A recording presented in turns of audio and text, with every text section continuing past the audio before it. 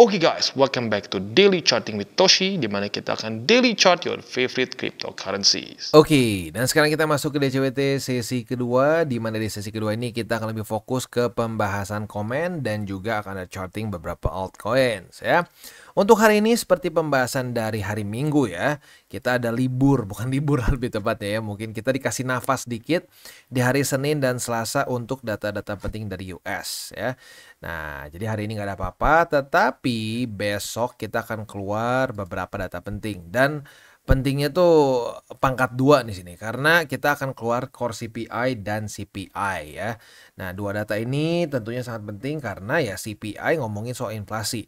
Nah, kalau inflasi di US tiba-tiba meningkat lagi ya, bukannya turun sesuai forecast, nah itu juga bisa buat ya mungkin bisa bikin Jerome Powell berubah pikiran nih soal ini mungkin ya untuk peningkatan bukan peningkatan tapi untuk penurunan interest rate begitu ya. Nah, by the way, buat lo yang belum nonton video mengenai resiko penurunan interest rate, boleh nonton ya, karena kita udah upload tadi berapa jam lalu ya, 2 atau 3 jam lalu lah ya. Jadi buat lo yang belum nonton, silahkan bisa nonton video kita ya. Oke, itu kurang lebih untuk remindernya. Selanjutnya, kita akan langsung masuk aja ke pembahasan komen. Yang pertama itu ada dari, ada yang lewat di sini. Oke ya, dari Upil Biawak. Oke, namanya unik juga ya. Cuma mau bilang aja, dari kemarin dukun-dukun terus. Kalau memang benar dukun bisa nerawang kripto, bisa kayak itu dukun. Iya benar ya. Terus di sini ada BTC is King. Setuju Bang. Hahaha. Kalau beneran sakti ngapain masih jualan kelas? Kan katanya sakti bener. Terus padahal nyatanya analisa para dukun kemarin salah total, berujung para pemula jadi sangkut parah. Ya ada benernya sih ya, kalau misalkan dia punya cara yang 100% paten nih, nggak bisa salah ya, profit 100% gitu ya, nggak pernah miss sekalipun, ngapain buka kelas, bener juga ya, logikanya make sense ya, buat apa? Kalau udah bisa sendiri udah kaya aja gitu, nggak perlu bantuan orang lain gitu kasarnya kan. Nah jadi ya benar, selama kita manusia normal gitu ya, ya janganlah menjadi dukun atau nyoba-nyoba jadi dukun, karena ujung-ujungnya malah bukan cuma bisa merusak porto kita, tapi bisa merusak banyak orang lain juga punya porto begitu, which is itu unfair menurut gua ya. Next, dari siapa lagi nih? Dari Bro Aina ya. Semangat terus belajar Mak. Menurut Mak Toshi, apakah saat ini cenderung banyak trap market dikarenakan semakin banyaknya institusi besar yang mulai masuk ke crypto market ya Mak? Jadi kesannya kita para newbie dan retail seperti dihajar mental psikisnya dengan arah market saat ini. Jika ada kemungkinan ini benar, saran Matoshi sikap apa yang harus kita lakukan dengan keadaan seperti ini? Terima kasih Matoshi dan TCI dan sukses selalu buat kita semua. Thank you, thank you for the kind words. Dan kalau menurut gue pribadi sebenarnya gocekan-gocekan seperti ini tuh bukan cuma dari cycle ini ya. Ini mungkin masuk ke dalam recency bias kita karena kita merasa bahwa gila nih setengah tahun di sini-sini aja gitu dan pelan-pelan turun gitu. Itu membuat banyak orang capek mental, terutama yang all in ya. Nah tapi kalau kita ngomong secara datanya, contoh di 2019 saja ya. Ini masa-masa yang secara fundamental juga mirip-mirip seperti sekarang. Kita bisa lihat sebenarnya bisa dibilang walaupun nggak percis terulang tapi berirama yang cukup mirip begitu. Jadi fake out itu sebenarnya sering kali terjadi di cycle-cycle sebelumnya juga. Bahkan kalau mau dibilang cycle zaman dulu lebih sadis karena BTC lebih volatile. Kita ambil contoh di sini ya. Di sini kita lihat nih ya dari waktu dia tembus BSB di sini. Jadi dari dia tembus BSB sampai titik sini deh ya, nggak usah paling rendah. Itu tuh udah minus sebesar berapa persen? Besar sampai 47%-an begitu. Nah, jadi kalau mau diomong banyak fake out ya, fake out sebenarnya udah dari dulu-dulu sih.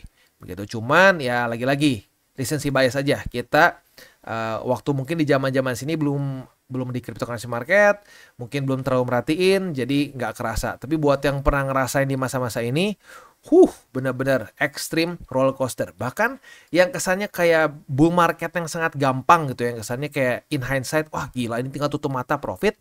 Banyak orang yang cut loss pasti. Ya, kenapa? Karena gini. Di sini orang ngeliatnya ini minus berapa sih, paling belasan persen. Faktanya ya koreksi yang terlihat kecil ini kalau kita tarik itu minus sebesar 40%. Ini minus 40%, kita cek lagi yang ini ya, yang terlihat lebih kecil, kalau ditarik pun 34% ya. Kita ambil lagi ke atas di sini ya. Ini juga gede. Ini 37% ya, 37-38%. Nah, jadi sebenarnya di bear market, bukan di bear market, tapi di cycle-cycle sebelumnya pun banyak yang kegocek, banyak yang ke fake out. Nah, tetapi karena sudah lama, ya orang udah cenderung lupa sama pergerakan-pergerakan di sini.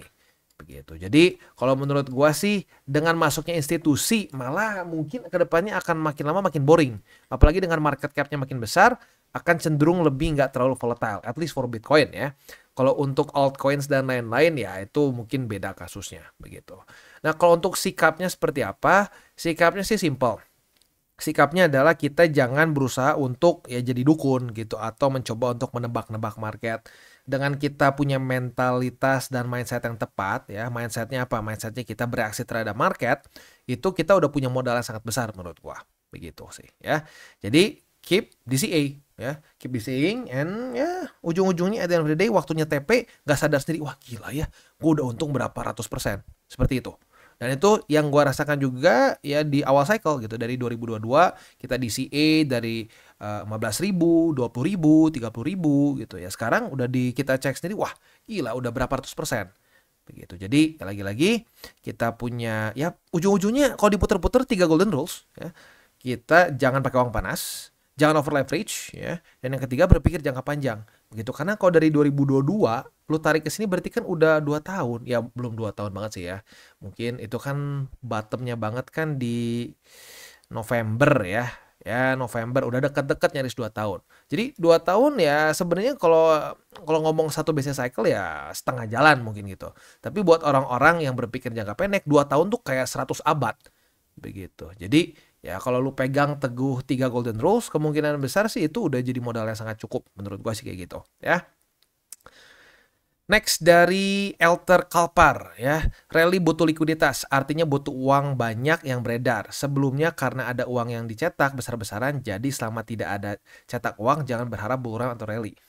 Yes, ada benernya ya, ada benernya. Tapi gini, nggak berarti nggak bisa rally ya. Kayak contohnya BTC ya, BTC ini dari 2022 sampai sekarang gitu ya, atau ya kalau mau dibilang sampai lagi ngepam-ngepamnya berarti di Maret ya. Ini dia ngepam dengan cukup signifikan ya, dia ngepam sampai 377% begitu ya. Nah, ini tanpa ada money printing. Tanpa ada money printing begitu. Jadi sebenarnya bisa aja rally.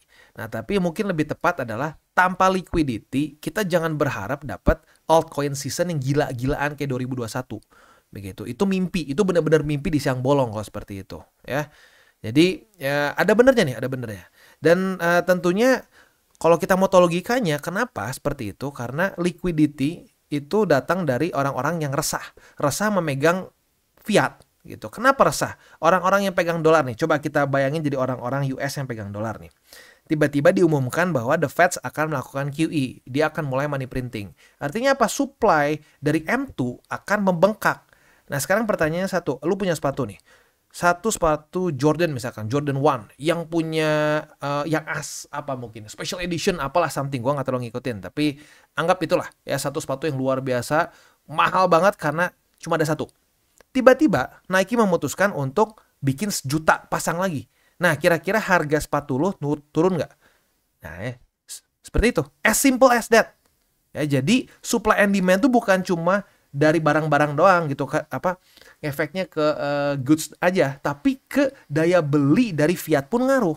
Semakin banyak supply uang yang beredar di market, itu akan membuat uang itu lebih kecil daya belinya. Itu yang kita sebut sebagai inflasi. Begitu, ya. Next. Dari Andri Tiono, wejangan Toshi relate sama kehidupan sekarang ini ya. Di saat orang lain banyak membeli baju dan gadget untuk terlihat kaya, sedangkan anak buah Toshi di channel ini banyak beliin aset biar jadi kaya beneran. Mantap, keren. Iya. Jadi ingat, tujuan akhir kita bukan untuk terlihat kaya, tapi untuk beneran kaya. Kalau lu pernah ketemu orang yang kayanya nggak masuk akal, lu pernah lihat mereka pakai baju wow LV, oh Hugo Boss apa? Enggak, mereka santai aja. Mereka cenderung baju polos, semua polos begitu. Ya, tapi apa? Tiba-tiba kaget. Kalau lu tahu itu baju apa, mereknya lu nggak pernah dengar, tapi harganya bisa berapa kali lipatnya LV. Begitu, karena bukan flexing mereka tuh, mereka beli kenyamanan gitu. Jadi sampai level tertinggi pun mereka beli kenyamanan. Nah, yang sering kali flexing, yang ingin terlihat kaya itu sebenarnya ya mepet gitu, mepet duitnya tapi pengen dapat kehormatan seperti orang kaya begitu. Nah, itu hati-hati, itu akan menjadi satu hambatan yang besar apalagi buat lu yang masih muda gitu. Ya sebenarnya tua juga tambah parah sih, tapi pokoknya ya muda. Kenapa? Karena kalau dari muda kebiasaan seperti itu bisa kebawa sampai tua begitu. Jadi ya ingat ya, kurangin flexing, beli aset untuk beneran kaya, bukan untuk hanya terlihat kaya begitu ya. Next, dari Juragan Lembu ya. Udah sedia, naik kita jual, turun kita shoot, beli lagi. Wah, mantap nih ya. Berarti cara berpikir TCI-nya udah benar-benar melekat nih ya. Amanin dulu hatinya, pikirkan resikonya. Begitulah pesan Mak Toshi. Makasih Toshi and team. Yes, luar biasa ya. Luar biasa. Ini berarti ini ya gue happy banget sih. Di cycle ini menurut gue jauh lebih efektif. Orang-orang lebih ngerti cara berpikir kita ya, cara berpikir TCI ya. Dan gue juga happy mulai banyak yang testimoni juga merasa bahwa wah bener, dengan cara lu gue lebih tenang dan beneran profit dan seterusnya. Jadi profitnya tuh nggak cuma on paper tapi beneran bisa di WD. Mantap, gue happy banget dengernya ya. Next, dari High Temp apa nih? Ya itu High Temp ya. Semenjak dengerin emak satu ini, Forto mulai membaik. Makasih Mak. Wah mantap ya. Satu lagi nih, ada satu lagi testimoni. Thank you. Gue happy banget ngedengar para subscriber gue merasa bahwa konten-konten kita bermanfaat dan pelan-pelan bisa membawa kalian lebih baik lagi. Begitu, karena at the end of the day itu tujuannya. Tujuan dari TCI adalah membawa orang-orang yang benar-benar mau belajar untuk bisa mengerti market itu seperti apa. Begitu. Bukannya untuk nyuruh-nyuruh market mau ngapain, tapi mengerti market. Begitu ya. Next, dari Mardinazis itu mungkin ya, Mardinazis ya. Thanks advice-nya sangat meaningful. No trader berhasil kalau hidupnya berantakan. Yes, benar.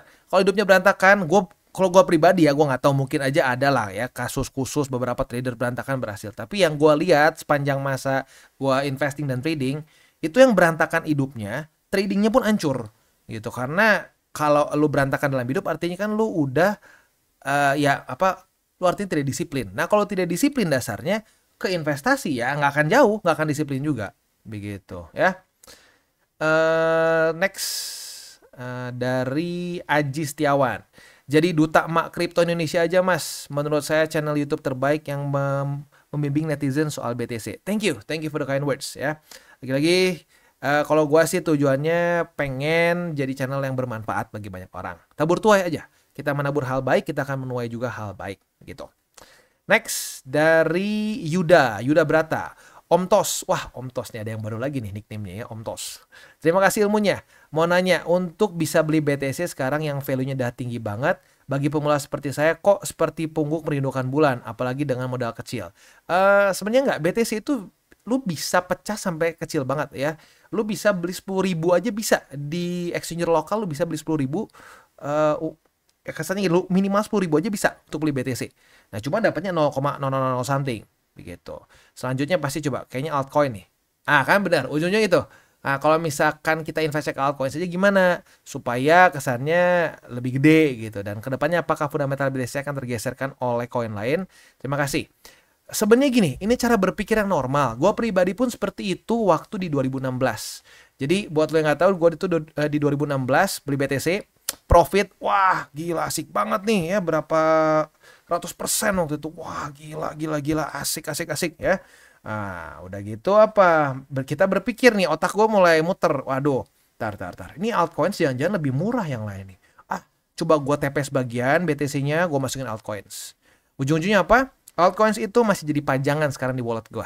Bukan karena apa ya, tapi untuk jadi reminder buat gue, pada faktanya altcoins itu come and go ya. Terlalu banyak altcoins yang come and go. Jadi kalau lo lihat dari cycle 2021, 2016, itu top 10 bisa beda total. Cuma satu yang konsisten, BTC selalu nomor 1. Begitu ya. Nah, BTC itu mungkin kalau dalam ininya lo boleh coba research soal Nash Equilibrium. Jadi BTC itu udah kayak Nash Equilibrium di cryptocurrency market. Jadi suka nggak suka orang akan adopsi. Begitu. Sementara kalau altcoins lain itu banyak alternatifnya. begitu. Yang mungkin paling mendekati lagi ke kripto yang mendekati posisi seperti Nasdaq, Equilibrium juga BTC adalah Ethereum, tapi dengan menurut gue dengan genre yang berbeda. BTC sebagai store of value, sementara Ethereum itu sebagai jadi kayak ya banyak orang yang ngomong ngerasa bahwa the real internet supposed to be like Ethereum, di mana itu terdecentralized. Tapi ya lagi-lagi nggak sempurna ya. Seperti permasalahannya scaling issue di Ethereum masih jadi permasalahan. Ya mungkin dengan layer 2 kali ini di cycle ini akan beres. We'll see.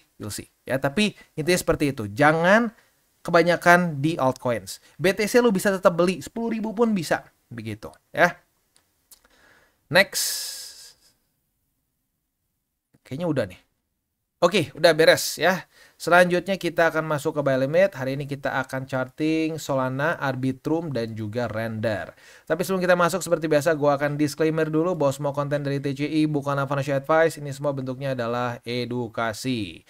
Lalu bagaimana cara untuk mendukung TCI? Ada banyak caranya. Lu bisa like our video, bisa share our video, atau juga bisa menggunakan link referral kita di bawah. Nah, sekarang kita akan dengar lu pesan-pesan dari sponsor kita pada hari ini. Oke, today's video is brought to you by Bybit. Di mana di Bybit ini kita bisa melakukan berbagai macam hal, ya, mulai dari yang newbie sampai yang sudah advance.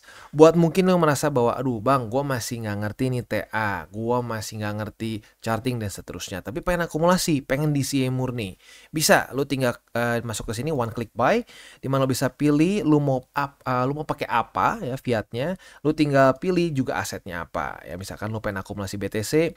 Misalkan setiap hari Senin jam 7 pagi, misalkan gue pengen akumulasi BTC sebesar Rp100.000 misalkan ya, lu bisa langsung lakukan di sini, bisa peer to peer, bisa Dana, Bank BRI dan lain-lain. Ini gila ya, bisa pakai BCA Mobile dan seterusnya. Jadi Bybit ini memang cocok banget buat orang-orang yang tinggal di Indo ya, bisa langsung pakai bank-bank yang memang sudah biasa kita pakai di Indo ya. Nah, buat yang intermediate sampai advance juga di sini ada spot, nah, dan juga ada leverage tokens, dan tentu juga ada derivatives trading, di mana kita bisa menggunakan kontrak yang USDT maupun USDC. Jadi di sini lo bisa pakai USDC ya, karena nggak semua exchanger bisa menerima untuk futuresnya pakai USDC ya. Dan tentu juga lo bisa earning bunga juga dari kripto lo dan lain-lain. Dan tentu juga di sini kita bisa melakukan copy trade ya, di mana copy trade dari Bybit ini sudah cukup terkenal ya, dan kita bisa mendapatkan keuntungan juga. First copy trade kita bisa ada protection 100 USDT loss coverage ya, dan seterusnya ya. Jadi buat lo yang tertarik bisa silakan pakai. Klik di link referral kita di bawah. Dan kita masuk ke Solana. Untuk Solana posisi long kita kena target TP, bahkan tembus dikit ya. Jadi kemarin kan retest pertama tuh di tanggal 8 September. Lalu 9 September retest kedua, kebuka posisi long dan target TP di 133,8 kena. Artinya kita TP profit sebesar 5% lah kalau kita bulatkan ya. Posisi shortnya nggak ada setup karena jebol. Oke, lanjut ke spot. Untuk spot di 133,8, 127,46, dan di 121,68. Untuk posisi spot dan futures di Solana.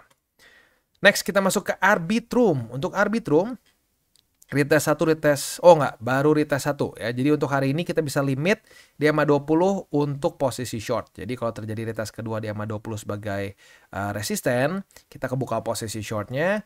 Target TP-nya bisa beberapa sebenarnya ya. Kalau lo mau lebih konservatif boleh di sini di 0,489. Kalau mau lebih kalau mau lebih agresif benar ya. Kalau mau lebih agresif boleh pertimbangkan di 0,480 ya. Itu untuk posisi futures di Arbitrum. Untuk posisi spotnya sekarang sih satu dulu aja ya di 0,48. Kalau sampai jebol lagi ya udah lumayan berantakan jujurnya untuk Arbitrum ya. Next untuk Render. Untuk Render dia itu sudah punya kita udah punya posisi short ya, karena sudah terjadi retest 1, retest 2 di 5,198. Nah, tinggal kita lihat sampai besok pagi jam 7. Kalau besok pagi jam 7 daily close-nya di atas dari 5,198, maka kita cut loss. Tapi kalau dia masih daily close-nya di bawah, kita bisa pertahankan posisi ya. Oke, itu kurang lebih untuk posisi shortnya di Render. Posisi spotnya di 4,739, 4,472, dan di 4,123 ya, itu untuk posisi spot dan futures di Render ya. Jadi sebelum kita tutup DCWT sesi kedua ini, gue ingatkan lagi kita dari Rabu sampai Jumat jadwalnya lumayan padat dan data-datanya udah bintang 3 ekstra penting lagi ya. Kalau bintang 3 aja mungkin masih ada beberapa kali nggak terlalu inilah. Tapi besok akan keluar CPI, core CPI. Lalu lusanya kalau nggak salah hari Kamisnya ya, kalau nggak salah Kamis atau Jumat itu akan keluar initial jobless claim. Nah, itu semua data-data yang cenderung bisa mengguncang market. Jadi buat lu yang punya trading, kalau buat lu yang sering trading futures ya, dari Rabu sampai Jumat siap-siap ada kemungkinan bisa terjadi volatility yang lumayan ya. Kita tutup dengan 3 golden rules. Jangan pakai uang panas, jangan over leverage, dan berpikirlah jangka panjang. Oke guys, jadi itu adalah akhir dari segmen DCWT kita pada hari ini. Dan jangan lupa bagi kalian yang merasakan manfaat dari segmen ini, jangan lupa untuk share ke teman-teman kalian. Dan apabila lu pengen mensupport channel kita, ya TCI, jangan lupa untuk menggunakan link referral kita di bawah. Nggak wajib ya, tetapi apabila lu menggunakan link referral kita di bawah, ada macam-macam ya, dari Bybit, Huobi, Maxi, toko kripto, dan banyak lagi ya. Ya, walaupun nggak wajib, tapi kalau menggunakan link referral kita, lu secara langsung membantu perkembangan dari TCI. Dan satu lagi, jangan lupa juga untuk join Telegram group kita, di mana kita bisa ngobrol-ngobrol santai mengenai dunia cryptocurrency secara 2 arah. So, jangan lupa untuk like, subscribe, click the bell icon, and see you on the next video.